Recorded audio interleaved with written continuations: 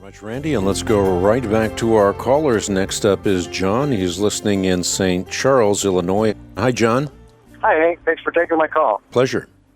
Hey, I appreciate your ministry, too. I am fascinated by the smart, intellectual Mormons, very successful, like Mitt Romney, Donny Osmond, Stephen Covey, Orrin Hatch. I'm fascinated that they buy into Mormonism when there is so much evidence for the lack of truth that's out there and what Mormons put out. I'm just curious what your take is on how it is that they actually buy into Mormonism. Well, a couple of things. One thing I would say is that Mormons, by and large, do not accept the Book of Mormon based on archaeology or anthropology. That's not their MO.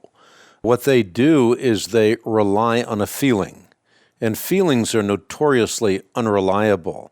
Christians, on the other hand, are taught not to rely on their feelings, but test their feelings in light of some objective frame of reference, and therefore we test all things, hold fast to that which is good.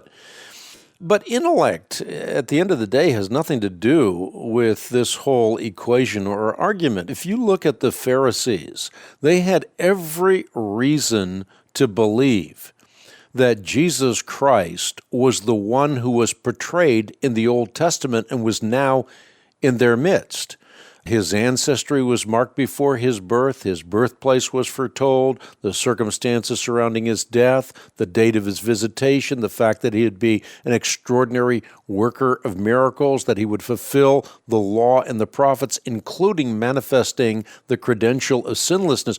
All of that was foretold, and yet, though they were very intelligent people, they rejected Messiah in their midst.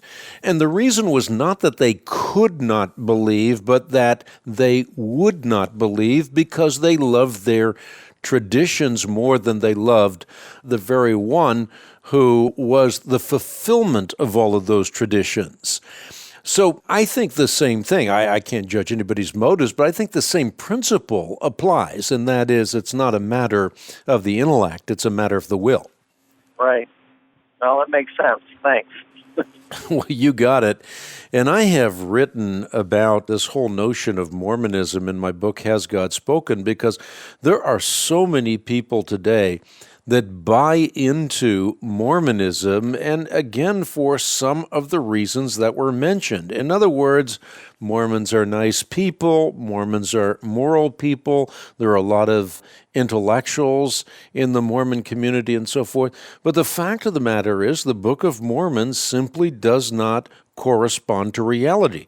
Both archaeology and anthropology militate against the people, the places, and the particulars that are parcel of the Book of Mormon, and demonstrate conclusively that the book is little more than the product of a fertile and enterprising imagination. That just happens to be the fact. And again, I've laid all of that out in Has God Spoken to contrast the evidence for the Bible with the evidence for books that are claimed to be authorities, like the Book of Mormon, but are not authorities at all.